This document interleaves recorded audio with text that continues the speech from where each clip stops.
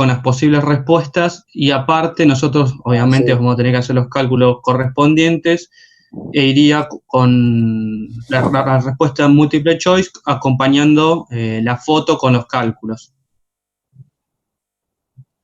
Ajá. Medio raro, pero bueno, sí, ya veremos cómo estamos estamos viendo. No sé cómo manejaremos eso con el Zoom, a menos que haya alguna otra forma de hacerlo. Sí, la verdad que no. Porque por pantalla compartida, ¿cómo harían ustedes? Cada uno me tendría que estar mandando las cosas. No, pero aparentemente la plataforma lo hace todo de forma automática. La verdad que no sabemos bien cómo va a ser la situación. Bueno, no sé. Creo que incluso no hace falta ni siquiera que esté el profesor presente. Mientras tanto, consultas.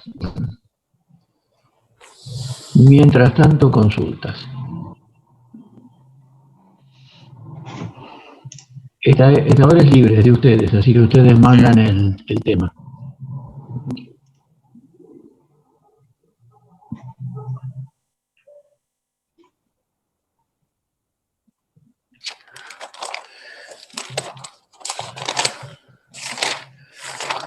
Bien.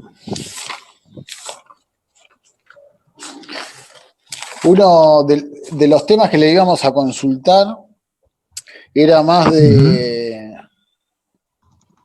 resistencia de los materiales, porque la semana pasada el profesor de motores nos dio lo que era vibraciones. Ajá.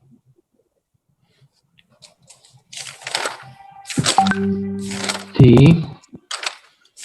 Y nos dio tuvimos una clase sobre ese tema y lo queríamos relacionar un poco más con lo de resistencia de materiales.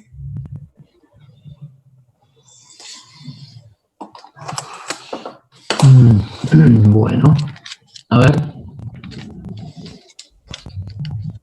Creo que mi compañero quiere decir, por ejemplo, la parte de la rotura de un material, que empieza de afuera hacia adentro. Siempre, por el momento. Bueno, a ver, vamos a ver. Guarda con lo que dicen. El tema del momento en una pieza, si estamos hablando de momento flexor o torsor que todavía no vimos, el tema es el siguiente. Acuérdense con una viga, con una carga en el medio, simplemente apoyada. El momento flexor variaba desde los extremos 0 hasta un máximo a la altura de donde está la fuerza aplicada. Si está en el medio, justo en el medio. Y si está un poco corrida, en ese punto de la longitud de la barra se produce el momento máximo. ¿Hasta ahí vamos bien? Sí. Eso es estática. Bien. Cuando decimos cuál es la sección con el momento máximo, donde está actuando el momento máximo, en esa parte, en esa sección, es probable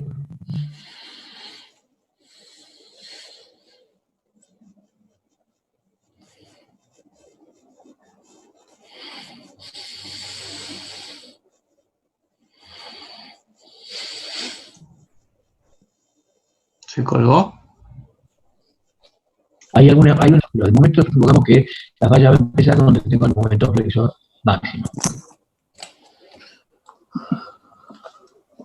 Entonces, en esa sección se va a empezar a producir la falla. Si el material es relativamente frágil o si hay un problema de fatiga por cargas cíclicas, será una fractura frágil. Y si no, será una fractura dúctil.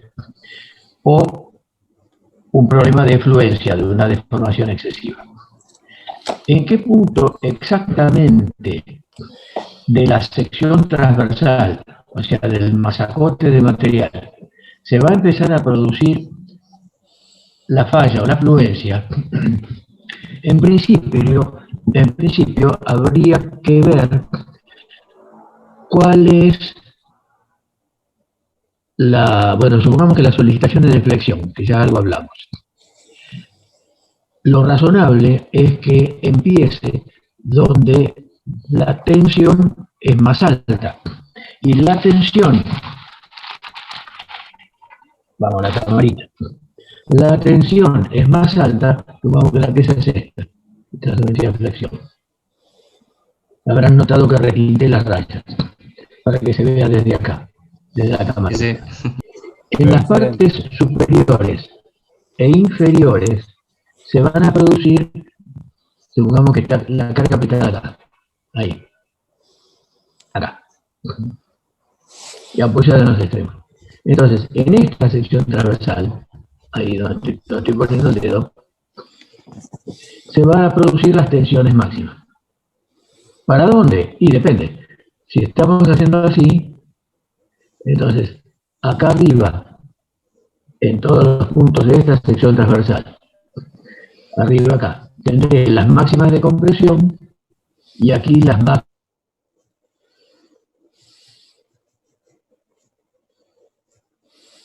Y la pieza resiste igual a la tracción de la compresión, y lo lógico es empezar a pensar que se va a empezar a romper de acá abajo para arriba, de donde empieza la máxima tracción.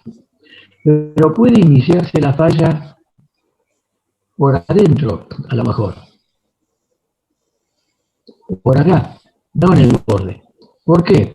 Porque si la pieza es de fabricación y tiene porosidades internas, o si hubo una soldadura, por ejemplo, que acá veo una soldadura, y por aquí,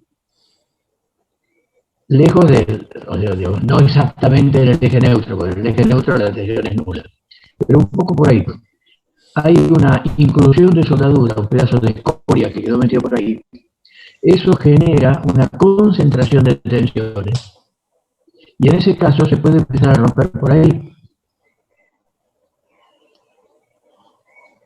o por acá, y después la línea de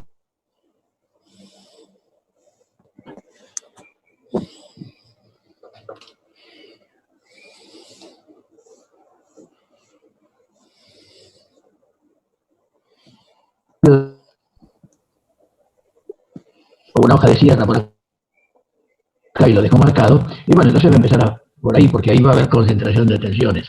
Es decir, en ausencia de tensión, se corta un montón. alguna día metida por ahí. El punto de mayor tensión, calculado como lo vamos a calcular ahora en resistencia de materiales, en ese punto se va a empezar a producir la falla. Pero si hay alguna falla interna por inclusiones de soldadura, por un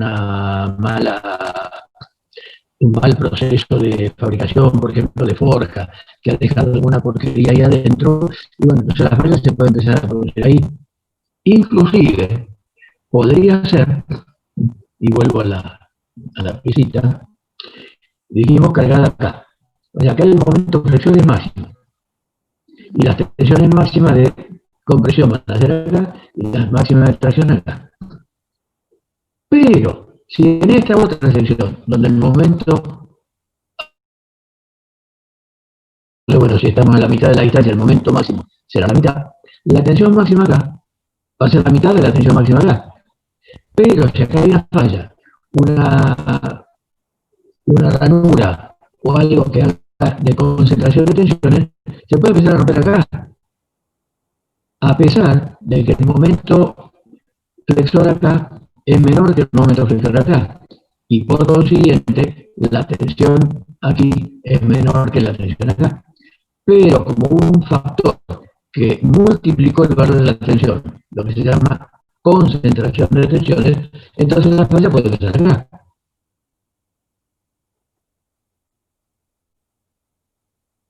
Normalmente no ocurre, pero puede llegar a ocurrir.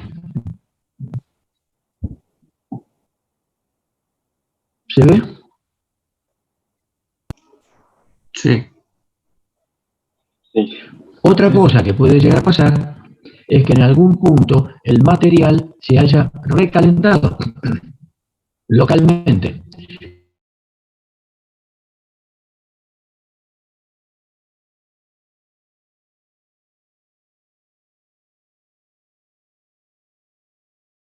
Actuaría como la tensión de fluencia y la tensión de rotura disminuyen por la temperatura.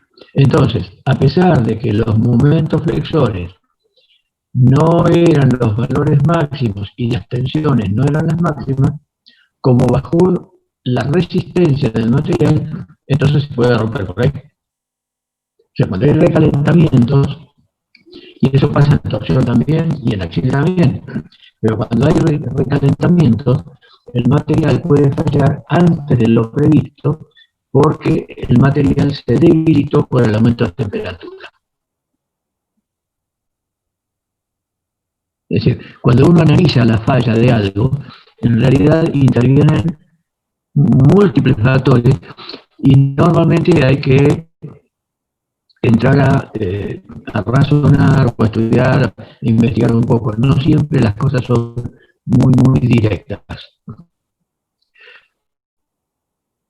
Preparado, se lo puedo poner ahora si compartimos pantalla, un cuadrito mostrando para aceros al carbono la variación de resistencia con la temperatura. En todo caso, después incorpórenlo en el vademecum, si ya lo tienen. ¿De acuerdo? Bárbaro. Sí, profe. Bárbaro. ¿Está bien? Bueno, Sí, me sí. voy a compartir pantalla entonces. Y a mi camarita.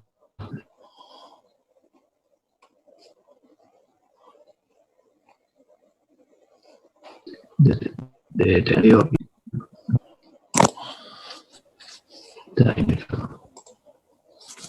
Ahí.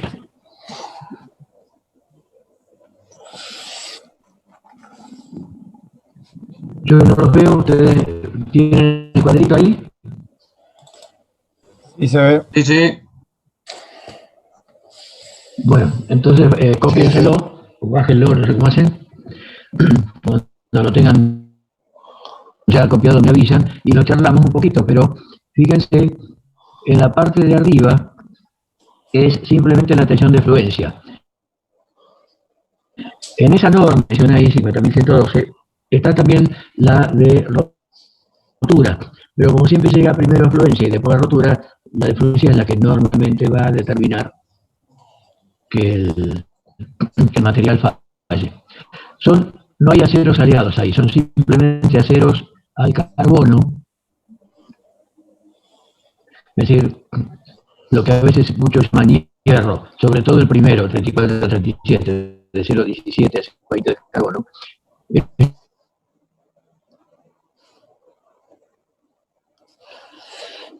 dulce, no pasa en la lengua. Es simplemente que tiene muy bajo nivel de carbono. Y después los otros, que son los que hasta llegar al de 0,40, 0,50 de carbono, que son los que se utilizan normalmente para tornillería, para culones, ese tipo de cosas. Y que son los primeros que pueden llegar a templar. De manera, aquí están en la condición normalizada, es decir, no templado. Fíjense la caída de la resistencia en kilos por centímetro cuadrado a medida que aumenta la temperatura. Es decir, por ejemplo, el 34 o 37, por ahí son los comunes, de 2600 a 2700 que tienen de fluencia a 20 grados, o sea, temperatura ambiente, se mantiene bastante bien a los 100 grados, pero ya a los 200, 300, 350 empieza a bajar, y empieza a bajar bastante, de hecho, es la mitad, 350. 400 grados, 450 grados, todavía se mantiene, pero ya después de los 350, por supuesto, va a ir cayendo cada vez en forma más acentuada. Un detalle, se los comento porque cuando, no sé si ya empezaron a ver lo de calderas, pero cuando ustedes vean calderas, van a ver que en las calderas suelen utilizarse aceros aleados y hasta de muy alta aleación. Aceros inoxidables, aceros con titanio, inoxidables con cromoníquel molibdeno, o sea, cosas realmente caras. Sin embargo, en las calderas que vamos a encontrar a bordo y en muchas industrias, esas calderas que trabajan humotubulares o agotubulares, pero que trabajan a presiones hasta 10 bar. Recordemos de termodinámica que a 10 bar la temperatura de ebullición es de 180 grados. Es decir, que se da una circunstancia muy particular. Este tipo de calderas se construye totalmente con acero dulce de bajo carbono, desde 0,17, 0,20 de carbono. O sea, el más económico, digamos, entre comillas, de los aceros al carbono. ¡Epa! Eso implica que en algún lugar tengo fuego con 1400 grados en el hogar y tengo una pared de acero que separa del agua y no hay problemas en ese caso porque, epa, ¿cómo es que no hay problema? A uno le pica, porque dice, si de un lado de la pared tengo 1450 grados por las llamas en el hogar, ¿cómo es posible que el acero no esté cerca de esa temperatura?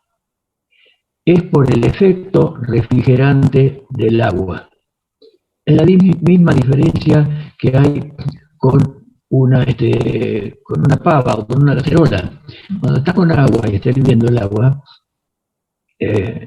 por supuesto si pongo la mano me voy a quemar, pero está prácticamente a la temperatura del agua, 100 grados, 110, 120 grados estará el metal.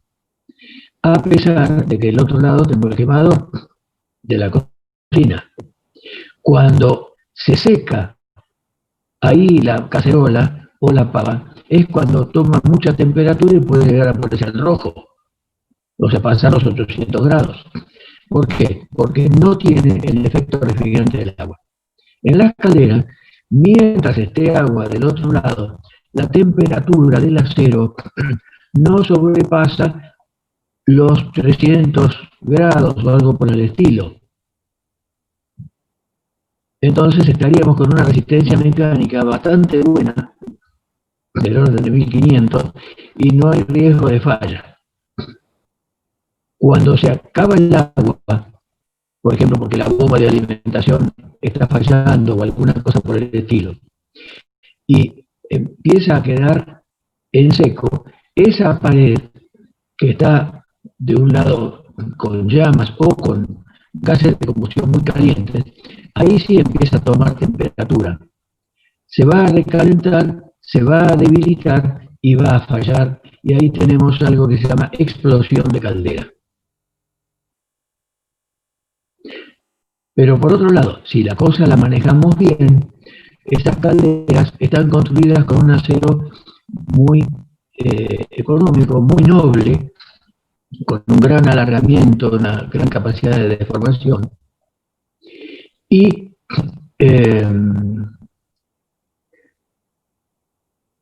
otra cuestión, si hay que reparar, se repara con soldadura común, no hay que hacer y sin tomar precauciones especiales.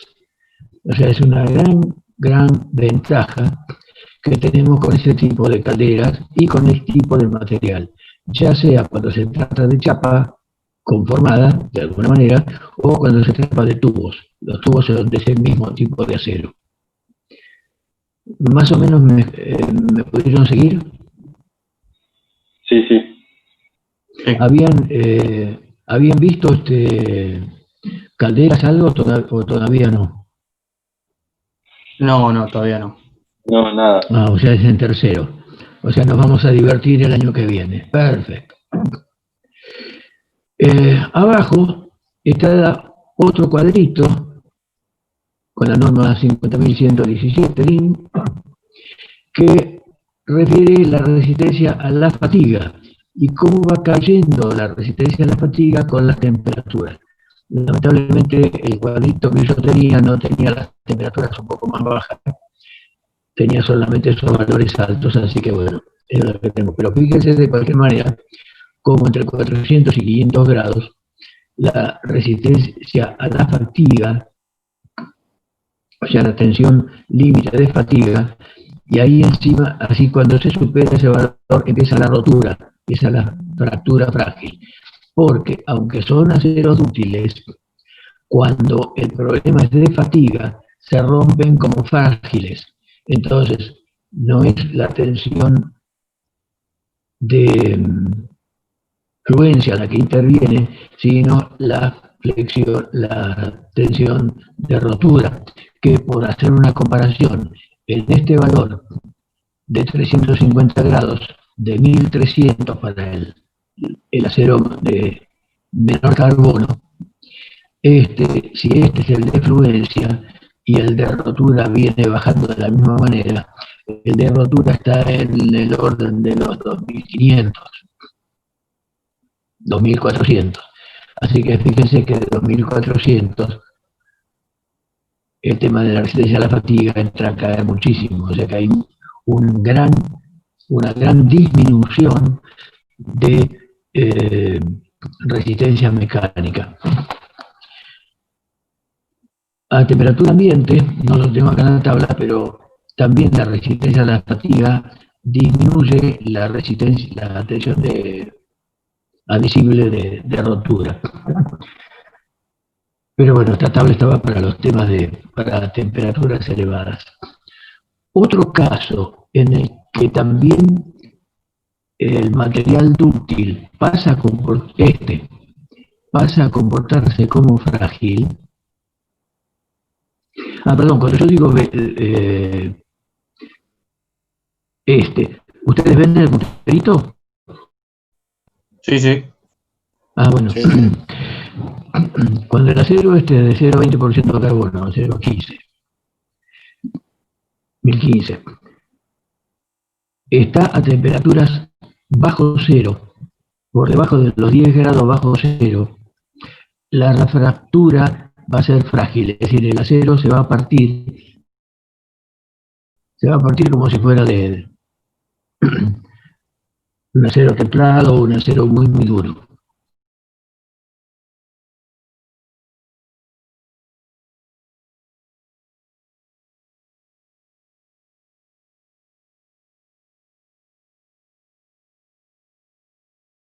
Hay algo que se desprende y cae, puede llegar a provocar una fractura frágil en alguna estructura de acero, que sea un palo o una barazola de escotilla o alguna cosa por el estilo, y se puede presentar un problema de fractura frágil. Así que no dejen caer nada pesado arriba de cubiertas heladas, por las dudas. Bueno, ¿salgo de esto? Sí, ya está, ya le sacamos captura de pantalla. ¿Perdón? Que ya le sacamos captura de pantalla, foto. Bueno, listo, entonces si puedo salgo de acá. No me deja salir ahora, no aparece la... Puede tardar en bajar a veces, o sea, anda muy trabada la computadora. Sí. Bueno, ¿alguna otra pregunta entonces mientras tanto no sé si eso viene un poco a cuento de lo que comenté, viene un video a cuento de lo que le dijo el profesor de motores, Teodorín.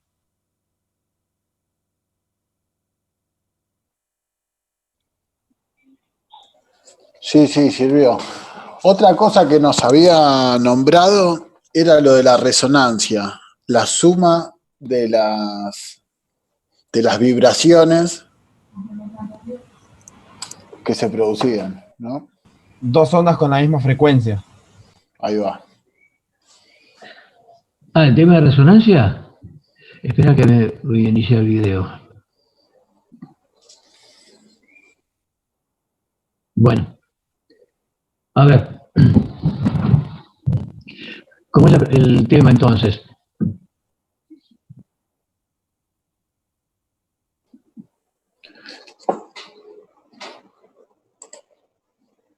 El profesor Churrarín, habíamos visto respecto a lo de las vibraciones, que cuando se producían en un motor había una suma de distintos tipos de vibraciones. Y estas vibraciones entraban en resonancia. O sea, se sumaban. Entraban en resonancia cuando se igualaban las frecuencias. Que no siempre entraban en resonancia, sino que cuando se igualaban las frecuencias hacía un pico grande de amplitud, digamos. Profesor, no lo escuchamos, está muteado.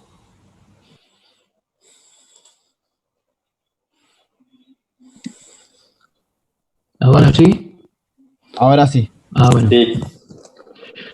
El tema de la resonancia es así. Cuando hay cada elemento, o sea, y el motor en su conjunto, tienen un modo de vibración propio, que es una característica de la pieza y de cómo está construida. Es decir, eso es independiente de lo que hagamos. Lo tiene, aunque el motor esté parado o que esté funcionando.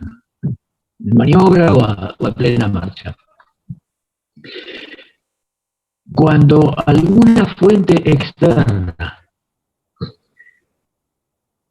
induce una vibración más o menos de la misma frecuencia, idealmente de la misma frecuencia, pero aunque no sea de la misma frecuencia, digamos en frecuencias muy parecidas, empieza a generarse un problema de resonancia. ¿Qué quiere decir? Que hay un problema como que las deformaciones empiezan a amplificarse. Y ese aumento en la amplitud de las deformaciones y de la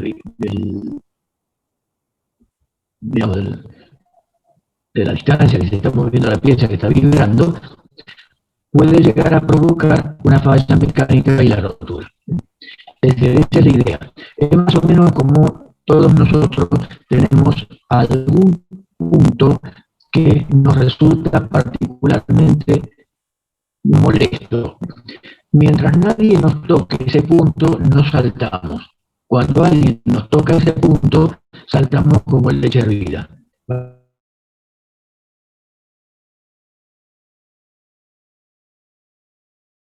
Digamos, justo metieron el dedo. El otro ejemplo que se pone siempre en los libros para hablar de vibraciones es el ejemplo de una hamaca. Cuando alguien está sentado en una hamaca y lo vamos empujando, vemos que el que está en la hamaca va cada vez teniendo una oscilación más grande. ¿Y cómo hacemos? Cuando llega donde estamos en la punta, le damos un toquecito, entonces va, vuelve. Cuando vuelve acá le damos otro toquecito, y entonces vuelve a ir y va a ir un poco más lejos. Es decir, cada vez vamos aumentando la amplitud, que en este caso es lo que se está buscando para que el que esté en la marca se divierta más. Si nos pasamos de rosca, se le va a dar vuelta a la marca y se va a caer.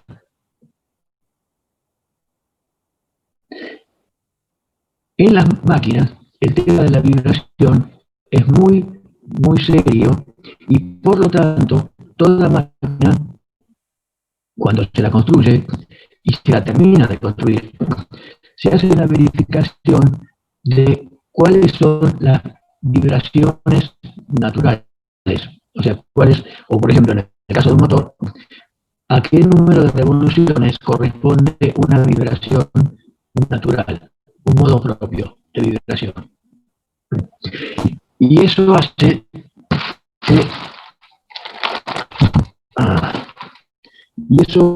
que aparezca después en los indicadores de velocidad una zona roja diciendo: aquí no estacione el motor, pase lo más rápido que se pueda. Es decir, por ejemplo, el motor gira normalmente a 105 revoluciones por minuto, pero a 75 tiene una zona de entre 75 y 70, tiene una zona marcada como de peligrosidad por el riesgo de resonancia. Entonces, ¿qué hay que hacer? Cuando uno está llegando a ese número de vueltas, pasar más o menos rápido, acelerando, y no dejar el motor funcionando mucho tiempo ahí. Con las máquinas rotativas pasa lo mismo. Las máquinas rotativas también tienen números de revoluciones por los cuales no se pueden mantener. Por ejemplo, típicamente las turbinas. Las turbinas también tienen números de revoluciones, digamos, prohibidos. Y tienen varios modos, a lo mejor tiene 2 o 3. ¿Por qué? Porque a lo mejor tiene una turbina que gira 6.500 vueltas. A 1.800 tiene una zona, a 3.000 tiene otra, y a 7.000 tiene otra. A las 7.000 no nos preocupa, nunca vamos a llegar. Pero tenemos un primer modo de vibración más abajo y otro segundo modo de vibración. Estos segundos, cuando hablan así de modos de vibración y que uno ve que la máquina tiene varios campos de velocidades que hay que evitar, es porque la forma de vibración es distinta. El primer modo de vibración es cuando la pieza vibra así. Por supuesto lo estoy haciendo en cámara ultra lenta. Es decir, tiene un lóbulo entre apoyos. O sea, el apoyo puede ser un cojinete, puede ser una biela, es entre el muñón en el pistón o en la cruceta y el muñón del cigüeñal. Y vibra así. Es decir, la pieza estaría vibrando en esta forma. Ese es el primer modo. El segundo modo, que implica una frecuencia más alta, sería cuando, en lugar de vibrar así, vibra como si fuera una S, haciendo así. Sube, tiene un nodo acá en el aire y después otro por acá. Ese sería un segundo modo. El tercer modo es cuando tiene 3. Y está claro que para alcanzar eso necesitamos una frecuencia mucho más alta. Generalmente el modo que más molesta y el que da lugar a las mayores amplitudes es el primero. Que la pieza puede fallar, puede fallar. ¿Y por qué se permite que la pieza tenga modos de vibración dentro del rango de funcionamiento? Y porque es inevitable por razones constructivas. Es decir, el diseño, que está buscando otras finalidades, que funcione, que haga esto, que haga lo otro, no le permite, digamos, al diseñador lograr al mismo tiempo una pieza que tenga un modo de vibración muy alto, muy fuera de su rango, con una, ¿cómo decirlo? Con una buena capacidad de lograr piezas que sean lo más livianas posible, es decir, que tengan una forma adecuada, etcétera, etcétera, etcétera. El diseño impone una característica como un DNI de la pieza, que entre otras cosas tiene ese modo propio de vibración. Impedirlo sería demasiado costoso, entonces uno lo marca para que uno no esté. Por ejemplo, una turbina. Una turbina, una central térmica, trabaja a 3 vueltas. Acá en nuestro país, porque está trabajando con 50 ciclos. Y cuando está en stand-by, se la mantiene para que no se deforme el rotor a 32 o 40 revoluciones por minuto. es lo mínimo necesario para que se mantenga la lubricación en los cojinetes y al estar rotando lentamente, que no haya una tendencia del eje a flexarse. Pues si estuviera parado todo el tiempo así, lentamente, con el paso del tiempo, haría esto. Y al hacer esto, se desbalancearía y entonces ya sería un desastre. Está claro que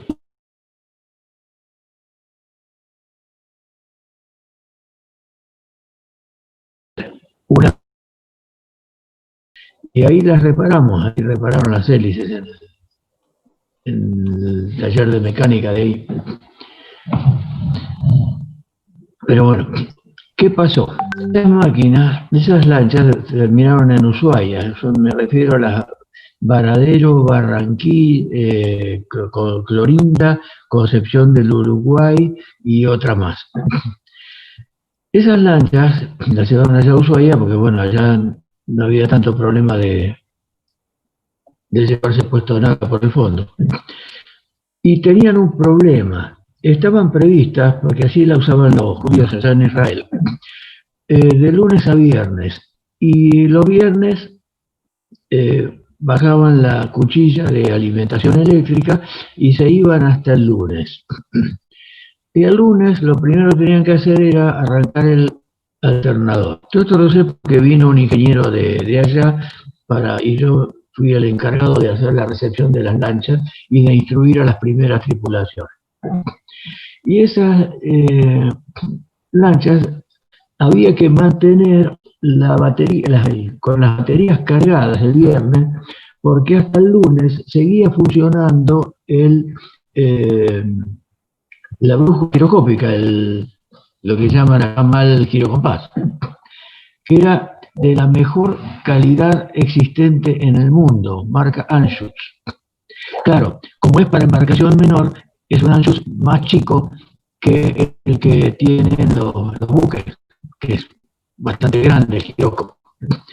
Ese giróscopo pequeñito tenía rodamientos pequeñitos. ¿Por qué? Porque tenía que ser muy, muy compacto para ocupar muy poco volumen en la timonera. Y el problema que aparecía, si se cortaba el girocompás también y se lo arrancaba con frecuencia, es que cada vez que arrancaba o pasaba por una frecuencia propia. Entonces había un momento en el cual se comenzaba a producir un fenómeno de resonancia, que no llegaba a ser completo, si lo hacíamos una vez, cada 6 meses. Pero cuando lo hacíamos todas las semanas, se iba agravando la situación, entonces se rompía uno de los rodamientos. Se quebraba la pista, fallaba por fatiga uno de los rodamientos. Y el resultado era que la aguja de girocompás quedaba desviada a 90 grados. Advertí eso, dejé el cartel puesto, que yo, por supuesto, que fueron los que hicieron las primeras dotaciones, tirar el cartel a la M, ¿no? Años después, concretamente, porque me fui a Puerto Belgrano, a los 4 años después, paso y veo que en la dirección de casco, ahí en el Elefante Blanco, que estaban comprando una partida de estas bochas de ancho. Y me metí a preguntarle a su oficial que estaba a cargo, su oficial de cargo ahí de la dirección de electricidad, qué era lo que estaban comprando. Pues me llamó la atención, cuando escuché a Ansu, me metí. Y dijo, o sea, esto es para las lanchas, la Varadero, porque son una porquería, los girocompases se rompen a cada rato. Estamos cansados de pedir y cambiar girocompases. ¿Por qué era? Y porque los apagaban todas las semanas. Es decir, hicieron caso omiso a la instrucción de que por problema de vibraciones no desconectaran el girocompás más que una vez por año o algo así. Es decir, que en todo tipo de elementos de máquinas aparece ese tipo de problemas. No sé, eso va como anécdota, pero no se la convence Nacho Roarín, porque bueno, pero sí, se da ese tipo de situaciones. En los motores es más difícil porque está muy bien indicado, o sea que naveguen con confianza, es decir, no hay tanto problema. Y los motores de los alternadores normalmente tienen un periodo de uso continuo a bordo bastante prolongado, entonces no hay demasiado problema. Y por supuesto, si está bien diseñado y no es demasiado berreta el motor, las vibraciones propias están lejos del número de revoluciones que tiene que funcionar en estado de régimen. Y como si es un generador, tiene un estado de régimen muy estricto, porque tiene que mantener la frecuencia, entonces no hay problemas normalmente. El motor principal podría en maniobras, pero bueno, eso es cuestión que ustedes lo manejen.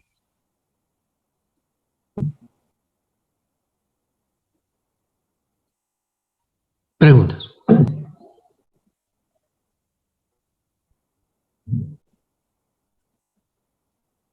Silencio total. Muratore, Ferrara. No, de mi parte.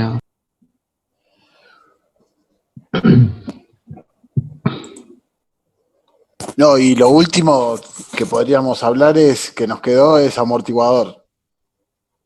Es la amortiguación de la vibración.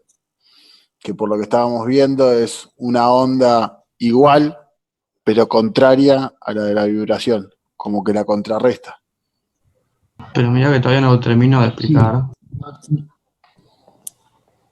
No tengo experiencia con esos.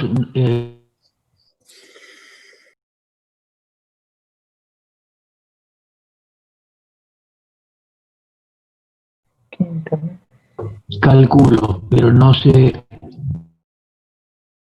eso. ¿Qué cosa después me voy a fijar?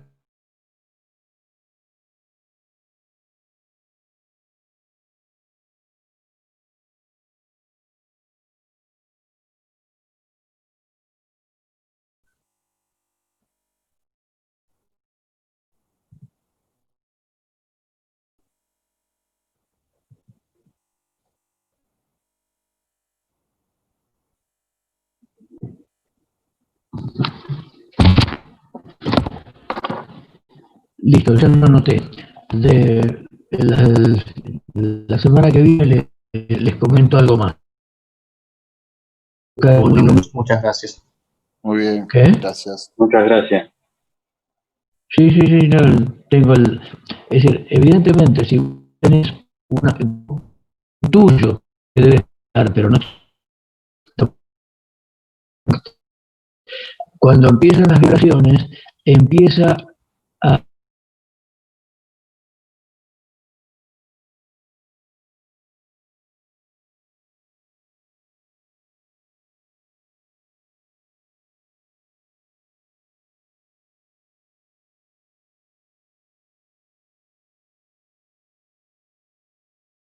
base con respecto a la pieza, al motor.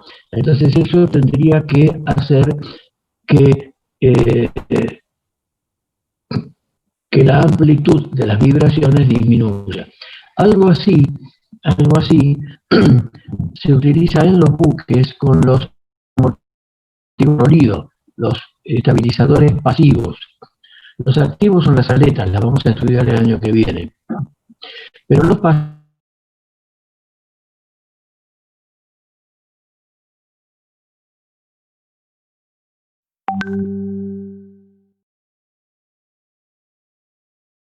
con tanques en el fondo o en la banda.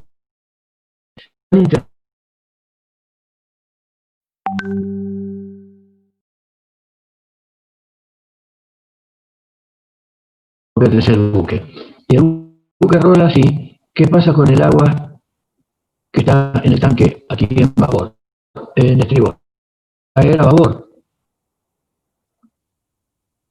pero lleva un cierto tiempo en bajar.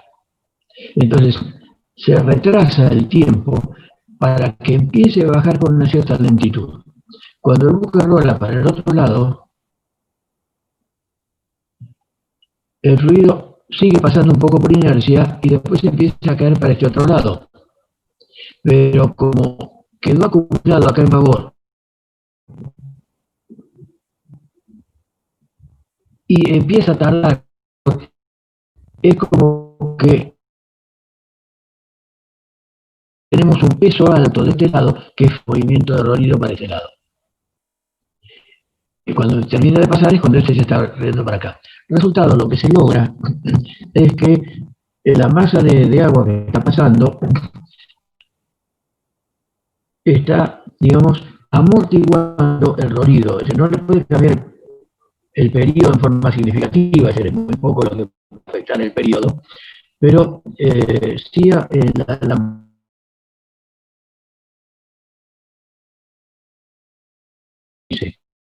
de freno.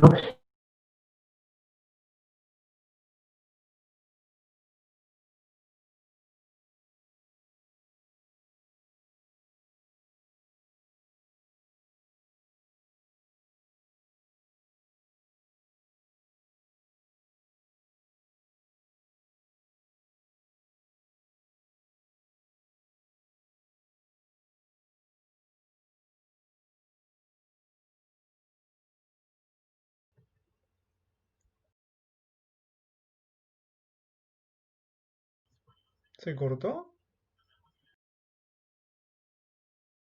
Me parece que sí, ¿no?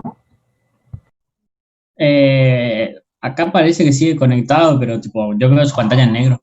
Unos Mar 5, con un Mar 5 rolado por encima de Mar 8, con el aparato puesto. Entonces, la solución era desconectarlo, a bancarse el rolido correspondiente a Mar 5. Y rolaba bastante menos.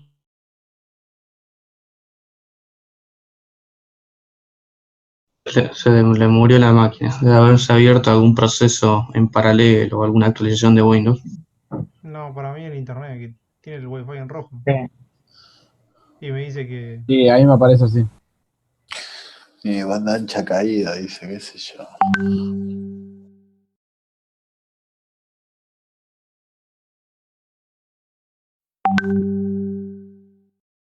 Qué lástima, había arrancado re bien. Mal, boludo.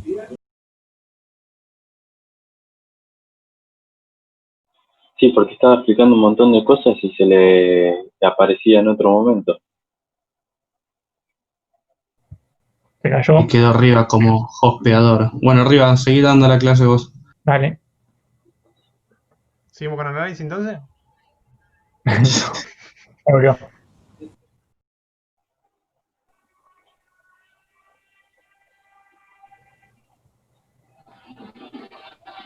Profe, ¿nos escucha?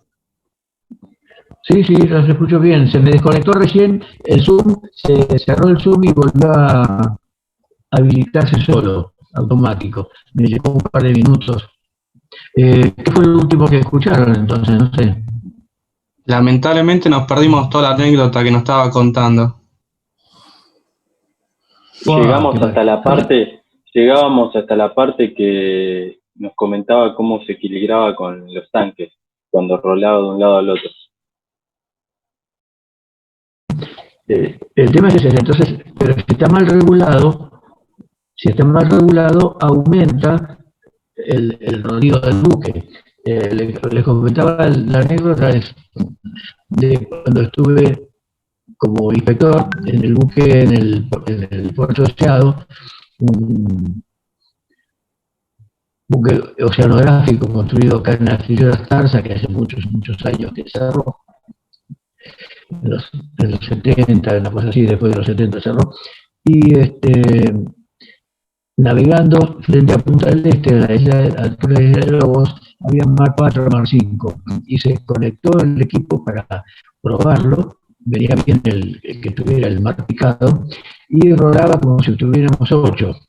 De hecho, creo que en ese día las únicas personas que quedaron a bordo sin haber pasado por la borda a sotavento como corresponde, y que no estaba tirado en la cama, eran un marinero timonel, el segundo comandante, capitán de corbeta.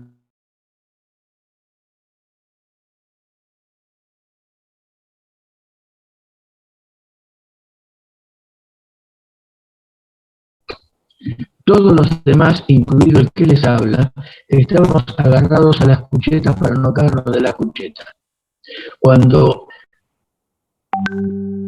pararon finalmente el equipo y se dieron cuenta que era el estabilizador que estaba mal regulado, la situación estaba movido, pero se puso bastante más tolerable, y ya ahí uno podía levantarse. De hecho, ahí me pude levantar y arrastrarme hasta la cocina para buscar un poco de pan para comer.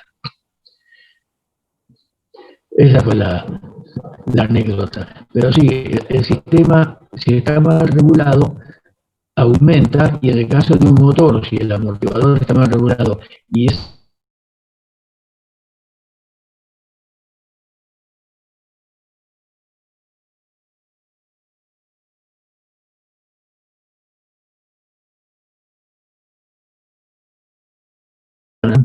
así, lo voy a mirar un poco y después el viernes que viene lo comentamos. ¿Alguna otra cuestión?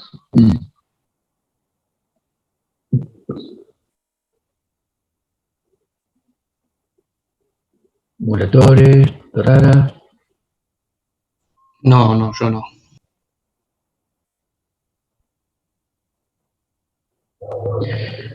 Tendríamos que ir entrando en el tema entonces, en el tema de flexión. ¿Han alcanzado a ver algo? Silencio. En mi caso lo leí muy por arriba, la verdad.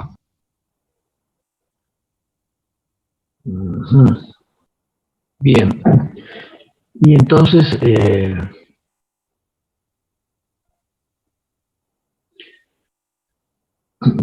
no sé, de lo que recuerdan, de lo poco que recuerdan de lo que hablamos o algo, ¿alguna cosa que quieran que repita hoy?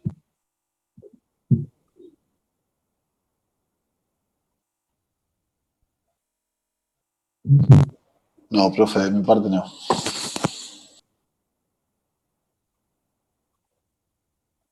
Bueno, en ese caso, creo que lo que correspondería sería dejar y no seguir adelante, porque no quiero atorarlos y ponerles demasiadas cosas en la cabeza que después no van a poder digerir. Por favor, traten para el viernes que viene de ver la teoría básica de flexión del apunte que tienen y lo que capturaron de pantalla del viernes pasado de esos problemitas resueltos. Eso después de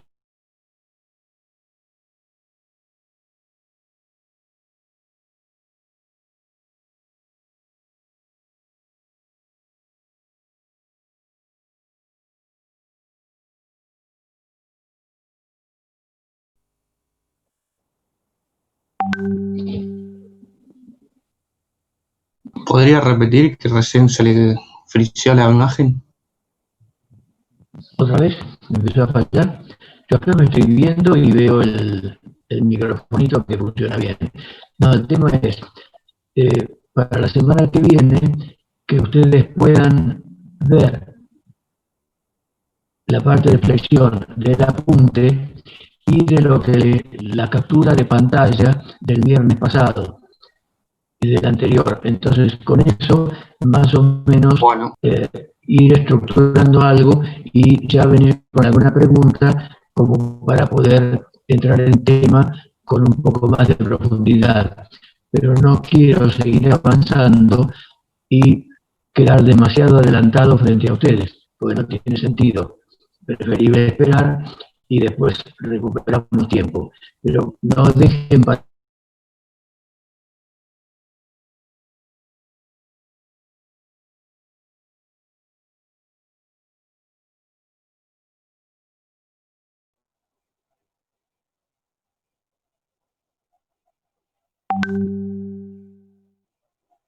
hacer. Y si no, nos vamos sin clases suficientes. Sobre todo si ya el viernes en noviembre empiezan con los exámenes. Perfecto. Entonces le sumamos a Flexión también lo que teníamos pendiente, que era la solicitación AXIL. Sí, también todo. Pero traten de ver esa Flexión y así que quede ya como un tema que ya vimos bastante. Bárbaro. Muchas gracias, profe. Profe, muchas Bien, gracias. profesor. Nada. Bueno, porque sí es cierto que hay unas fórmulas que se estudian en ingeniería que permiten resolver los diagramas en forma totalmente analítica. No tiene absolutamente ningún sentido para ustedes. Ningún sentido para ustedes. Así que, si bien los ejemplos como están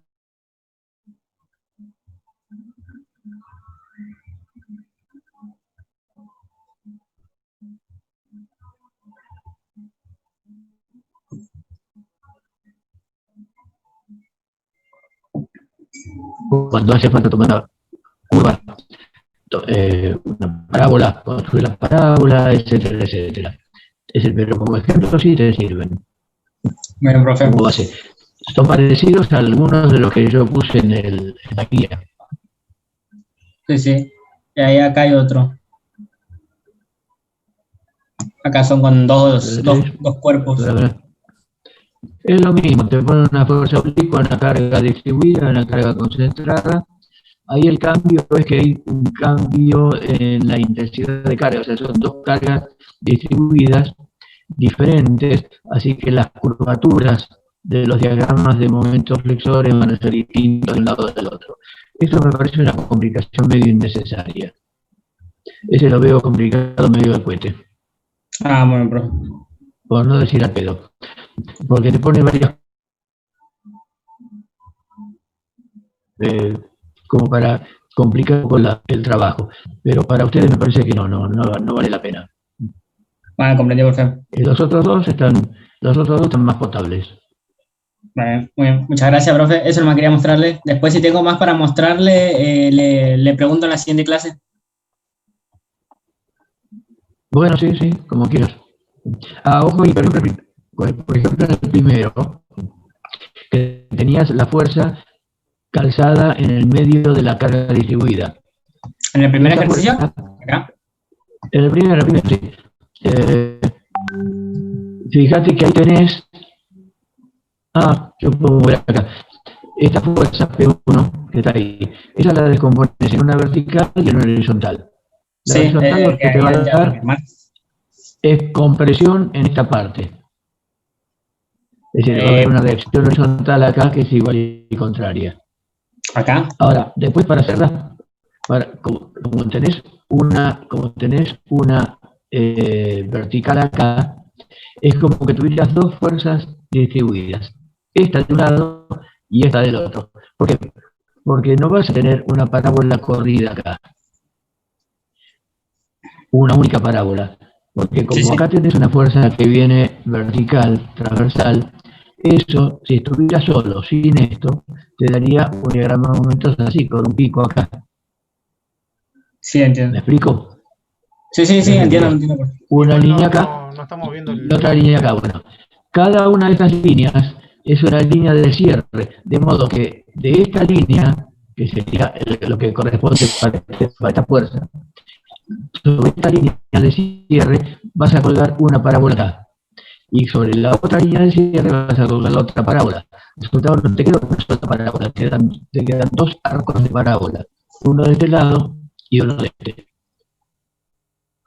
Sí, entiendo cómo, a qué se refiere, profe.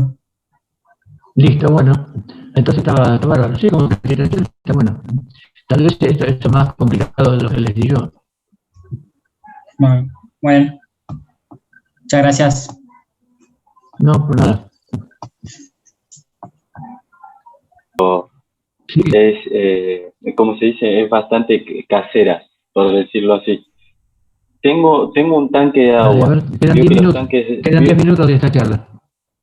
Sí, veo que los tanques de agua tienen un flotante, tiene el brazo con un flotante al final del brazo. Sí, señor.